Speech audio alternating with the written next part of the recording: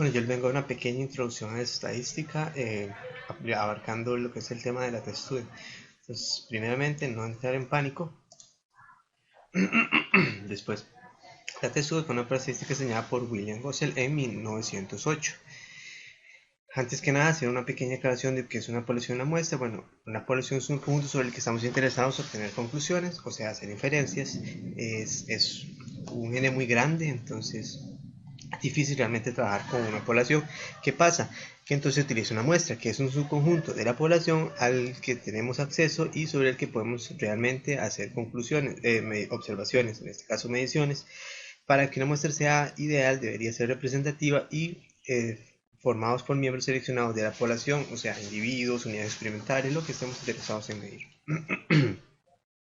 Un estudio se puede utilizar para muestras pequeñas que presenten normalidad, que presenten homocedasticidad. Estos dos son requisitos. Hay pruebas estadísticas para probar que sus datos tienen normalidad y homocedasticidad. Sin embargo, nosotros vamos a dar por sentado que nuestros datos van a tener normalidad y homocedasticidad. Además, la variable de respuesta debe ser continua y la variable predictora debe ser categórica. Que es una variable independiente y que es una variable dependiente. Entonces, la independiente va a ser la variable predictora y la dependiente va a ser la variable de respuesta. Y eso tengámoslo siempre presente, porque cuando usted quiere graficar, usted grafica dependiente, independiente, poniendo dependiente en el eje X, poniendo independiente en el eje Y. Ahora, la prueba T se basa en una distribución T que es más dispersa que una distribución normal. Entonces, entre más grande sea mi valor de K, menor dispersión va a tener. Vea que se va haciendo más picudo y se va haciendo menos ancha de este lado, igual de acá. Y entre mayor sea el K, entonces se va haciendo más similar a una normal y los datos se van dispersando un poco más. Ahora, ¿para qué usa la testudem? Para comparar una media contra un valor considerado como correcto o verdadero, o bien para comparar dos muestras de dos poblaciones y determinar si pertenecen a poblaciones diferentes. La idea es que usted agarre y compare un set de datos contra otro set de datos y decir, ok, ¿realmente es el mismo set de datos o no es el mismo set de datos? ¿O hay diferencias entre ambos sets o no hay diferencias entre ambos datos? Por ejemplo, imaginemos que un barco pesquero trae peces cuyas tallas promedio son de 22 centímetros con una desviación de 3,2, de 3,22 y la talla permitida por ley debe ser mayor a 20. Entonces mi pregunta es si existe suficiente evidencia para poder decir que la embarcación cumple o no la ley. Entonces, si fuera el caso, mi hipótesis alternativa sería que la embarcación no cumple la ley, que es lo que yo quiero ver, y la hipótesis nula va a ser que la embarcación incumple la ley, que sería lo contrario. Entonces, ¿qué es lo que hago? Calculo el valor de t y lo comparo con una tabla para utilizando el valor de t y los grados de libertad, o el valor de p y los grados de libertad, y comparo estos dos valores y ahora sí hago inferencia si hay diferencia o no hay diferencia entre el valor verdadero o el valor que considero verdadero y lo que yo obtuve de mis datos. En este caso, bueno, si mi valor de P es menor que la significancia, que eso es como el valor el límite que yo me pongo, en el caso de biología usamos siempre 0,05. Si usted quiere ir más fino, entonces el valor lo hace todavía más pequeño. Si quiere hacer un análisis muy chambón, el valor va a ser mucho más grande. Entonces, si mi valor de P es menor que la significancia, entonces acepto la hipótesis alternativa. O en la otra manera de verlo es si mi valor de t experimental es mayor que la de t tabular, acepto la hipótesis alternativa, que significa que básicamente que rechazo la hipótesis nula. Ahora, ¿para qué usar el valor de t? Bueno, ya lo mencioné anteriormente. Entonces, para comparar dos muestras de poblaciones que pueden ser pareadas o desapareadas y determinar si pertenecen a poblaciones diferentes. ¿Qué es una muestra pareada y qué es una desapareada? Una pareada consiste en una muestra de pares de valores con similares unidades estadísticas o un grupo de unidades que han sido evaluadas en dos ocasiones diferentes. Entonces, ahorita les doy un ejemplo. Y una desapareada es cuando se obtienen dos grupos de muestras aleatorias, independientes e idénticamente distribuidas a partir de las poblaciones que van a ser, de las dos poblaciones que van a ser comparadas. Perdón. Nosotros, bueno, vamos a ver un ejemplo de desapareado. Entonces, bueno, vamos a trabajar con desapareado y vamos a ver un ejemplo para que entiendan qué es pareado y qué es desapareado. El ejemplo de pareado es, por ejemplo, que vos tengas 10 arañas y usted le mide el comportamiento de captura, que es, bueno, lo que yo estoy haciendo. Entonces le quito las patas y vuelvo a medir de nuevo. Vean que usted está utilizando los mismos individuos en un antes y un después. Para los desapareados más bien, entonces yo agarro una muestra y lo divido a la mitad, y entonces ahora sí agarro una mitad y le mido, y a la otra mitad le quito las patas y mido. Vean que aquí no hay un antes y un después, sino hay un tratamiento y otro tratamiento diferente. Esa es la diferencia. Ahora, la prueba de dos muestras independientes puede ser para iguales tamaños de muestras, iguales varianzas, pueden ser para diferentes tamaños de muestras, o iguales varianzas, o diferentes tamaños de muestras y diferentes varianzas. Nosotros vamos a enfocarnos en diferentes tamaños de muestras, iguales varianzas. Ahora sí, viene la parte complicada muchas veces. ¿Y qué es lo que tengo que hacer? Básicamente es utilizar estas fórmulas que ahorita les enseño en un ejemplo de Excel y calcular mi valor de t. Y ahora sí, una vez que tengo mi valor de t, lo comparo. Entonces, si mi valor de t experimental es mayor que el tabular, rechazo h 0 y acepto la hipótesis alternativa. Y vamos a ver un ejemplo.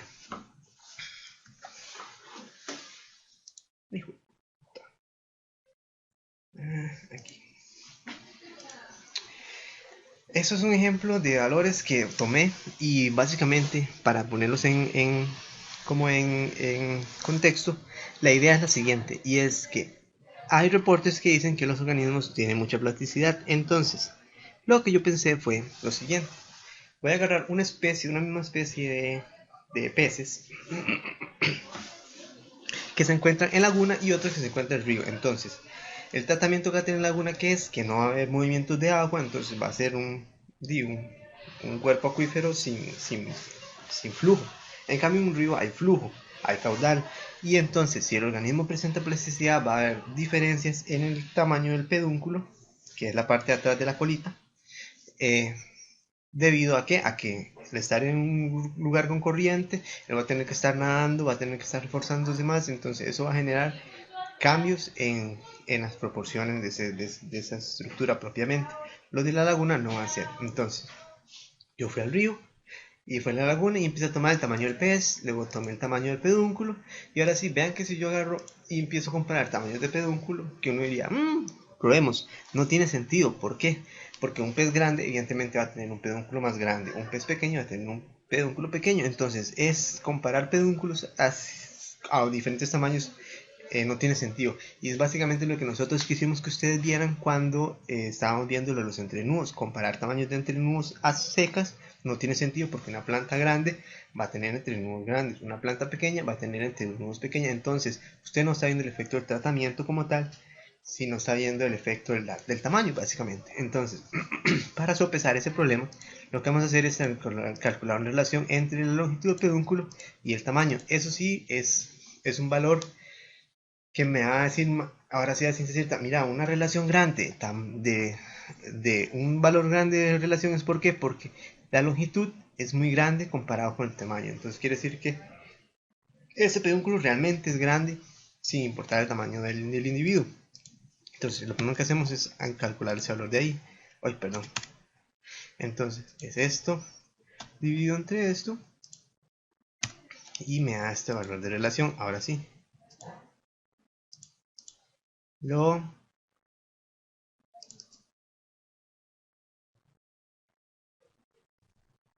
este valor de aquí está muy mal.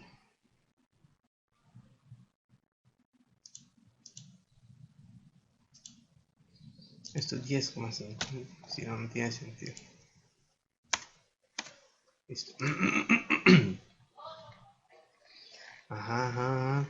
Todos los valores son menores a 0, a 1. Sí, ok, listo. Ahora, vean que, ¿cuál es mi hipótesis nula y cuál es mi hipótesis alternativa? Mi hipótesis nula es que la laguna como el río van a tener los mismos valores, los mismos promedios van a ser iguales en tanto en laguna como en río. Y mi hipótesis alternativa es que son diferentes, que es lo que yo quiero probar. Entonces, la idea es acomodar los datos de manera que sean fáciles de trabajar. Entonces, yo lo que hago para que me sea fácil es acomodar en laguna en un lado y río en el otro. Y ahora sí, pongo aquí los valores de cada uno. Entonces, voy a venir aquí y agarro todos los que son de laguna. Entonces, agarro estos valores de aquí. Mucho. los copio y los pego al otro lado. Y ahora sí, agarro el resto.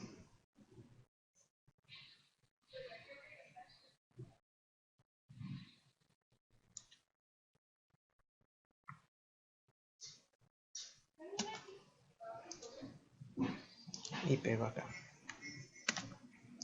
Ahora ya tengo mis valores aquí. Vean que, evidentemente, Laguna tiene mucho menos valores que el río. Entonces, eso es lo primero que tienen que notar. Ahora, una manera fácil de ver esto, perdón, es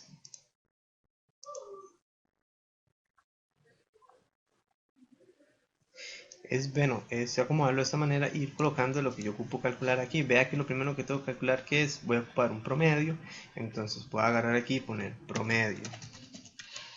Y entonces calculo el promedio, tanto el tamaño como la longitud, como la relación, como el tamaño del río, la longitud, etc. Entonces calculo y pongo la fórmula de promedio que va a ser entonces promedio.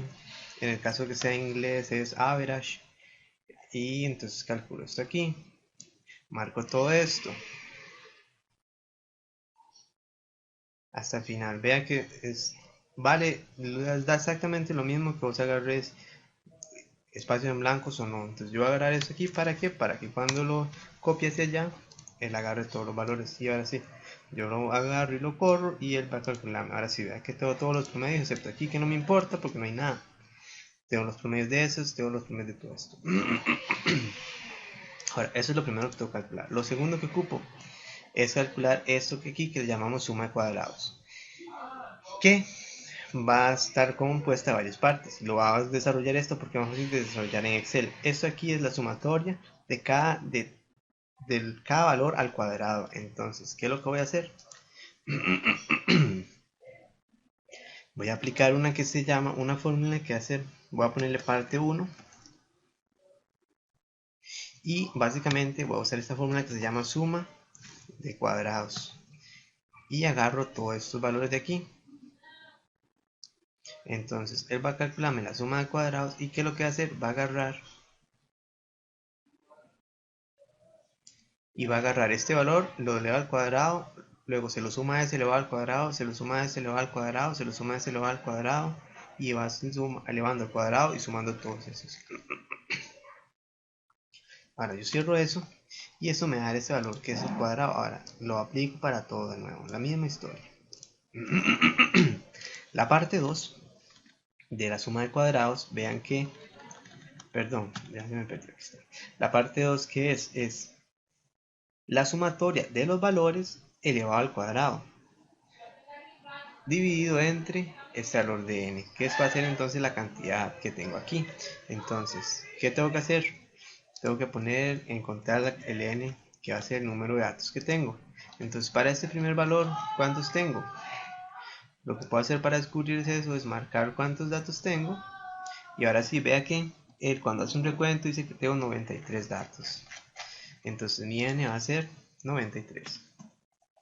Ahora, para este otro, la misma historia.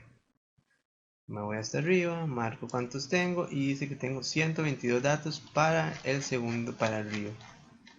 Entonces tengo 122 datos. ¿Cómo se refleja esto? Usted lo puede reflejar como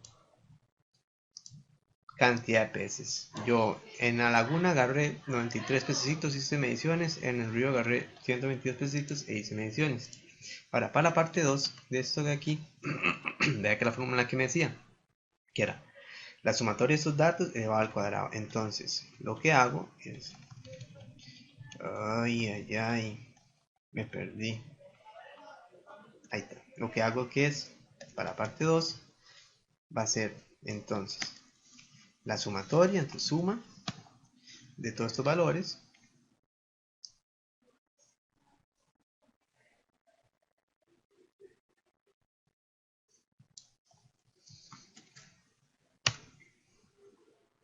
Perdón.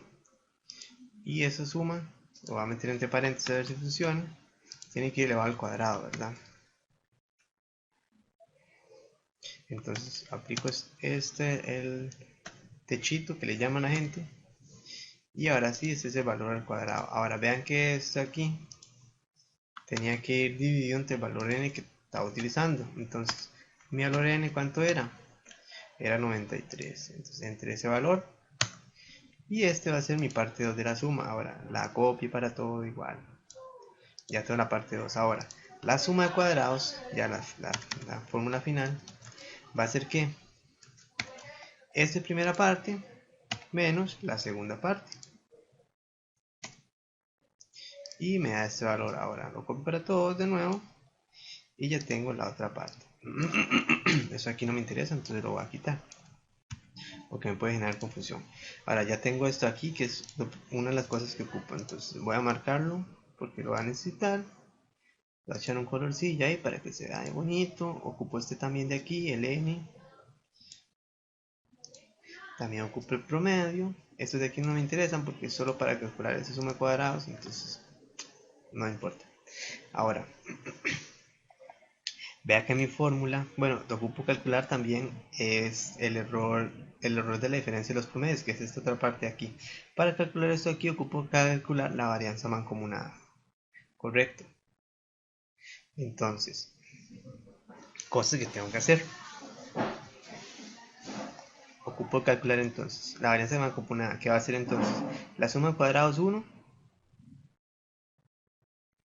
del primer juego entre la suma de la varianza del segundo juego. Correcto.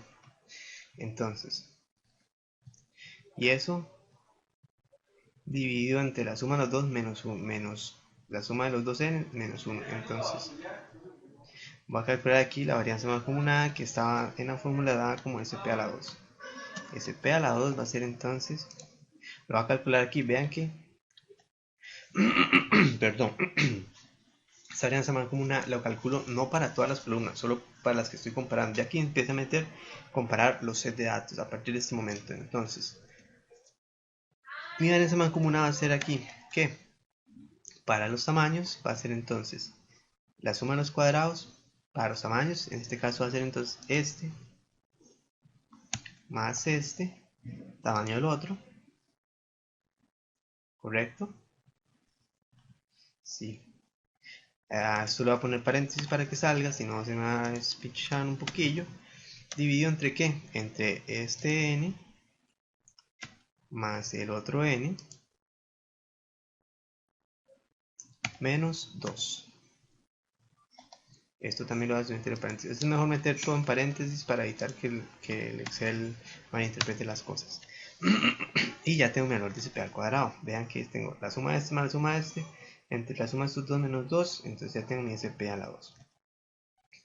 Ahora lo replico para estos y listo. Vean que para este cual utilizó para la longitud, comparo las dos longitudes, que sería la primera parte, lo divido entre qué, entre el valor de la suma de los dos n menos 2 y listo, y lo calculó y lo calculó y lo calculó. Entonces ya tengo mi SP a la 2. ¿Qué ocupo calcular ahora? El error de la diferencia de los promedios, que hacer esto aquí, que es que la raíz del valor de la varianza mancomunada entre el n respectivo.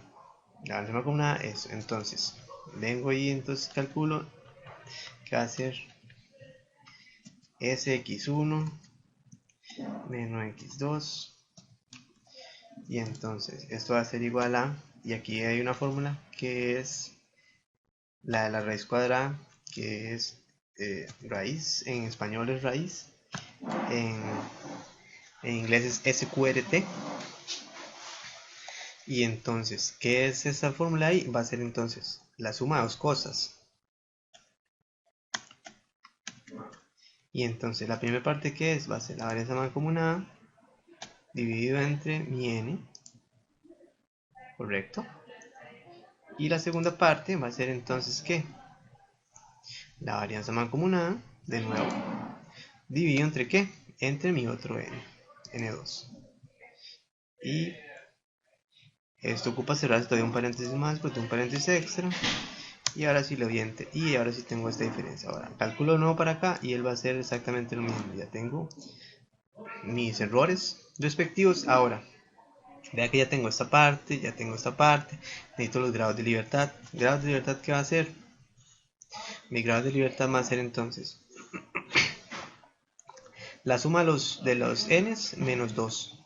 En este caso va a ser entonces ¿cuánto? Esto más esto menos 2. Y ya tengo esta parte aquí, ya tengo este segundo valor. Ahora me falta solo una última cosita, que es calcular así el valor de t, que entonces va a ser que el promedio, la diferencia de los promedios entre el error de la diferencia promedio. Entonces, ¿qué es lo que calcula aquí? Mi valor de t va a ser igual a ¿qué? Perdón, la diferencia de los promedios. Entonces calculo, abro paréntesis, y entonces esto va a ser el promedio de este, o perdón, entonces esto va a ser igual a el promedio de este menos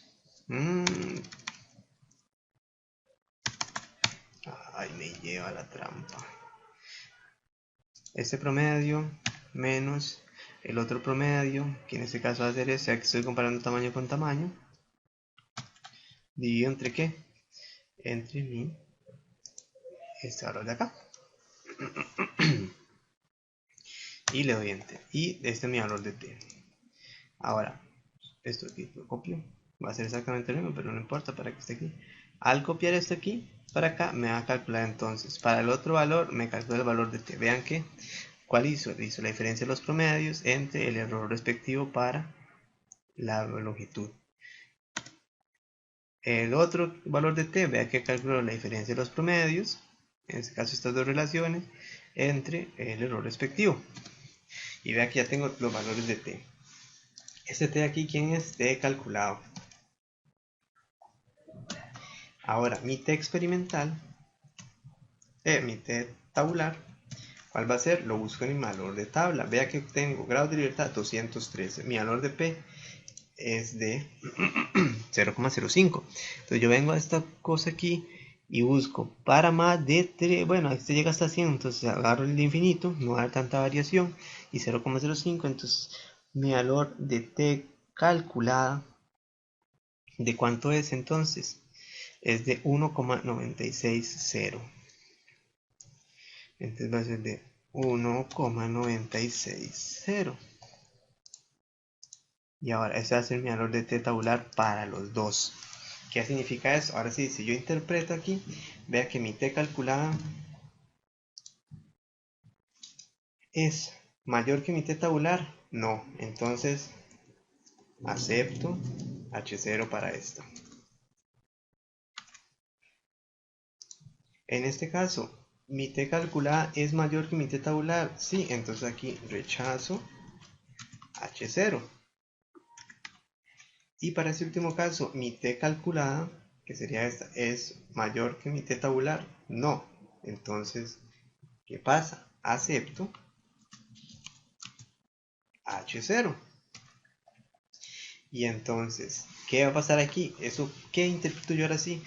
Puedo interpretar, en este caso, que el tamaño, tanto de la laguna como el río, son iguales. No hay diferencias significativas en tamaño. Que en la longitud del pedúnculo hay diferencias entre la laguna y el río, y que en la relación que me quería mostrar que existía ese tipo de plasticidad, no hay diferencias. Es exactamente lo mismo esa relación entre el río y la laguna. Y básicamente eso es lo que uno hace. Ahora, hace los respectivos gráficos, tanto para la longitud de tamaño, comparando los sitios, como la longitud de tamaño, como la relación, comparando los sitios, y es más fácil de poder ver. Para este gráfico importante, vea que sí tiene desviación estándar. Entonces ustedes calculan la desviación estándar, que pueden usar un formulazo nada más. Le ponen dBs, y utilizan el de la muestra. Entonces aplican esta fórmula y seleccionan los datos que están utilizando. En este caso, agarro todos estos datos de aquí para arriba y calculo mi desviación estándar. Y listo, ya tengo mi valor de desviación estándar. Esto, bueno, lo tuve que haber puesto aquí para que quedara bonito. Y lo copio para acá. Vean que sigo copiando para esos valores, para todos estos, porque este caso sí los ocupa. Este aquí no me sirve. Y ahora sí tengo mi promedio de 52 con una desviación de 23. Mi promedio de 6,56 con una desviación de 2. y promedio 0,14 con una desviación de 0,08. Y ahora sí, hace un gráfico como yo les había enseñado en videos anteriores y en la clase de teoría. Espero que quede más claro el asunto este. Y eso sería todo. Pura vida.